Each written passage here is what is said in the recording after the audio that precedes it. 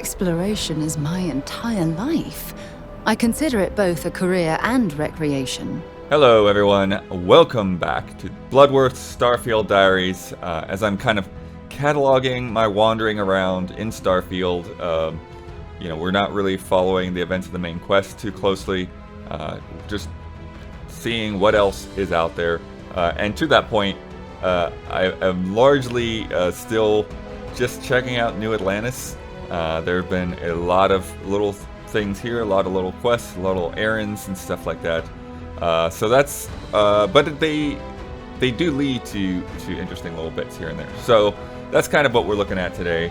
And it kind of all starts off, I was still kind of checking out the commercial district. I walk in to the news network here, and there's this bored journalist sitting at a desk.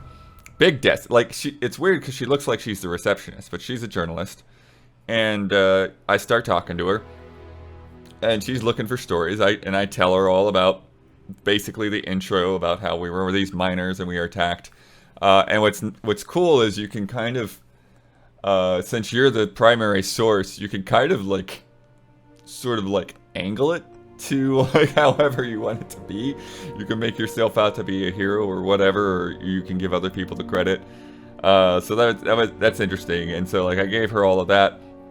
And then there was a point a little bit later where I actually heard the story broadcasting over the radio in the subway station or whatever, so that was fun. But anyways, I continued to talk to her, and she was, I guess she was wanting to do kind of a check-in on the well. This is this poorer area of New Atlantis. It's kind of underground. It's kind of a sewery looking space or whatever. And but her boss or whatever didn't want her to go reporting because she, it would be too dangerous or whatever. So she recruits you to go in and interview a few key people to find out how things are going in the well. And so I'm a little apprehensive about this, the way it's pitched. It's like, okay, like I'm, there's probably going to be some gunfights or whatever going on. So I find my way over to the well. I get in there.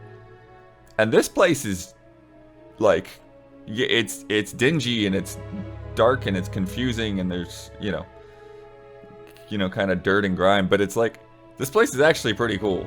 This place is more interesting than the surface, I think, once you get to figure out your way around. It was confusing. I will say it was confusing.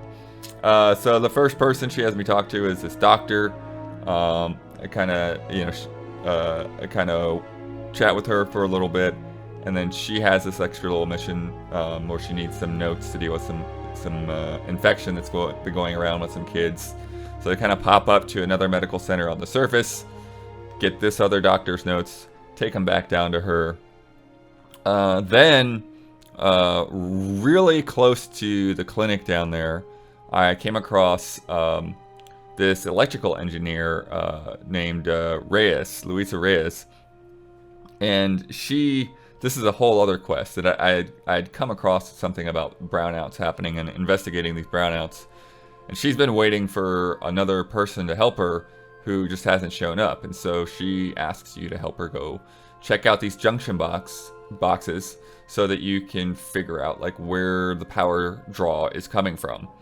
And so it's interesting because it's like on one hand, like it helps you get to know your way around the well a little bit better, but on the other hand, it's like this is where like things like really this quest like really confuses, like how do I get there? Like just looking around, trying to find paths to higher areas and various tunnels and stuff. But you kind of like pick at these junction boxes, and most of them are straightforward. I think there was one where you have like a series of panels to open a door.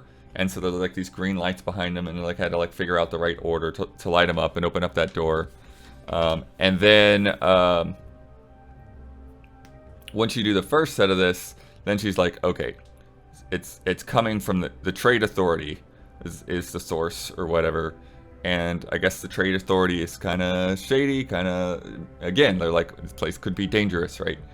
So she's like, will you escort me to the trade authority? Like, be my bodyguard kind of thing. So we go over there. And you have this like interesting interaction with the woman at the trade authority whose name's Zoe, to where, you know, she goes and she checks and she's like, you're right, it is coming from here, but it's not us. And I think you have a couple of options. Like, you could like not believe her or whatever, but if you go with it, then they are both talking in your ear, and you keep going on to find more power boxes, and they're arguing over which one is the right junction to go to. But I followed Luisa's. She's the engineer. I followed her, and then Zoe was like, "Okay, you're right." And I wouldn't say they become friends, but like they were getting along, kind of okay. Anyways, this eventually leads me back up to the surface, up to this apartment building, where they basically have been hacked into a bank, and they've been like farming this, getting like sucking this cash out of a bank account somehow, and that's where the power draw is coming from. So that's interesting. And then you have the option whether to give the information to Luisa or whether to give it to Zoe.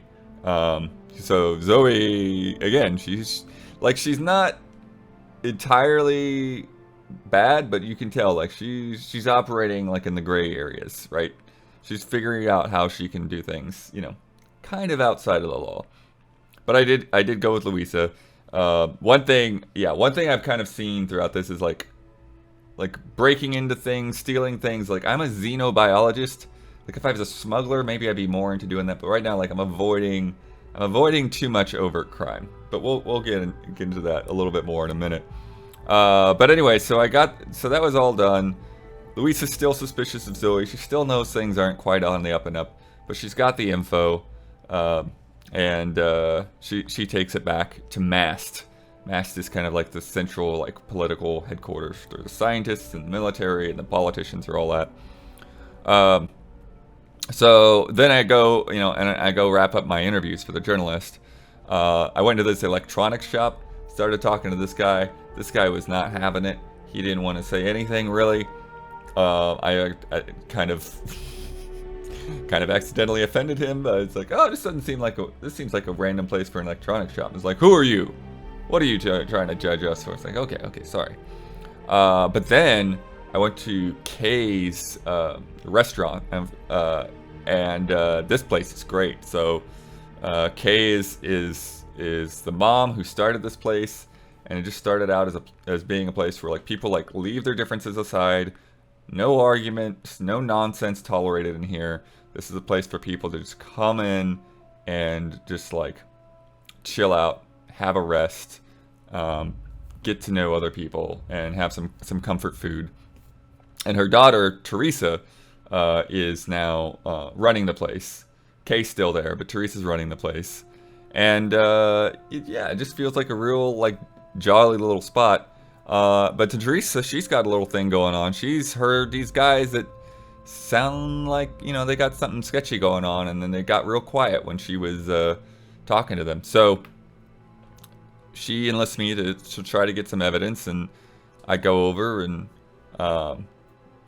eavesdrop a little bit, and they're planning some little heist, and then I go tell Teresa, and she has me go tell the security nearby, and then they kind of deal with the situation or whatever. So we do that, and then go back to the journalist, tell her all the stories, all of that, all good.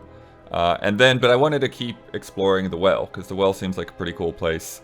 And I go down there, I go into this bar or whatever, and this is the first time I've run across guys that you can recruit for your crew. And because I haven't been to any other bars like this before. Still wandering around, working my way through the rest of the city. And so I talked to one guy. I decided not to hire him. I talked to another guy. He's like, okay, it sounds pretty cool, but but I was able to like do like a persuasion thing. Like, okay, it's like, why don't you bring the price down? Bring the price down. That'll be art. And then he agreed. He cut his price in half. I'm like, sick.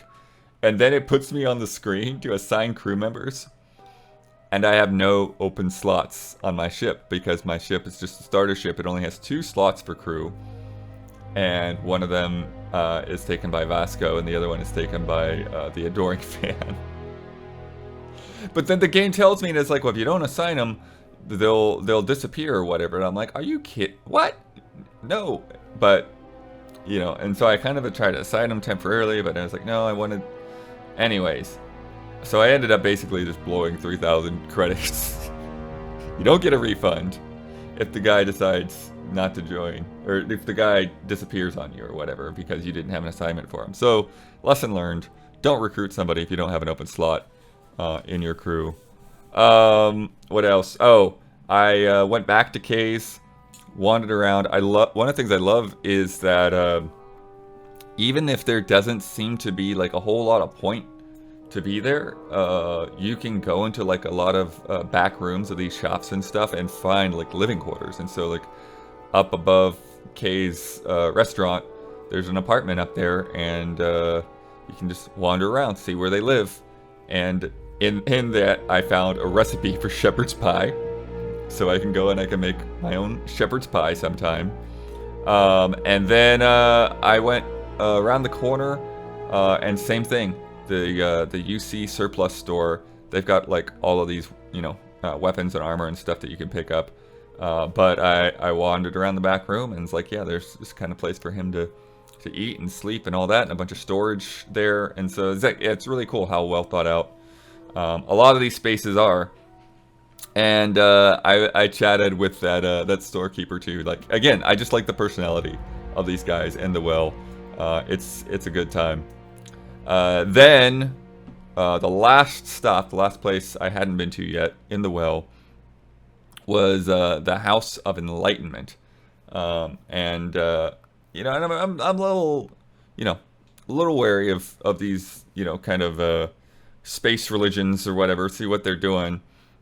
But I talked to this guy, and he, like, you know, as everybody, well, not everybody, but most people seemed to, he had like a little favor, and it was like, hey, you know, this guy, he's you know, he's on hard times. He went to the clinic, and you know, he's a little bit prideful, but you know, he needs somebody to you know, get him a hot meal and walk him home. So I go over to the clinic, and we walk him over to Kay's, get him some miso soup. And then walk him over his home. His home is a little weird because his home I just take him over to like some chairs over by like this little place where these kids are playing soccer, kind of in a back alley there.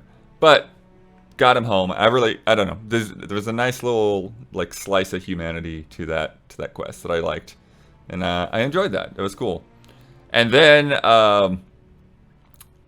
a little bit after that, if you remember from the first episode, I talked about the coffee snob, and how he had this crazy thing where he sent somebody to like have these coffee beans fermenting in the belly of a predator, but the guy got killed, and so he wants somebody to go and slay the predator and get the coffee beans out of its belly. It was like, okay, this sounds like a ridiculous cool quest. I want to do this. Let me go do that. No joke. I decided to do this. I open it up, I look at my star map, and it's like level 55 and like 8-9 jumps away from where I am. Like, I never even like traveled anywhere in space yet, other than from the tutorial to this place. And I'm like, oh, I guess that won't be ending this episode. So, apologies for that. But, hey, we got to check out the well. We got to know some cool people, and yeah, I really enjoyed that. So thank you for checking out Bloodworth's Starfield Diaries. Next time we're gonna get a security assignment, so keep a lookout for that. And also check out some of our other Starfield coverage. Brad is streaming on Fridays. Our review will probably be up before this, so check out Damiani's review, our frame chat discussion, all that good stuff. And please consider becoming a patron at patreon.com/easyallies. And I will see you soon. Here we are. Home sweet home.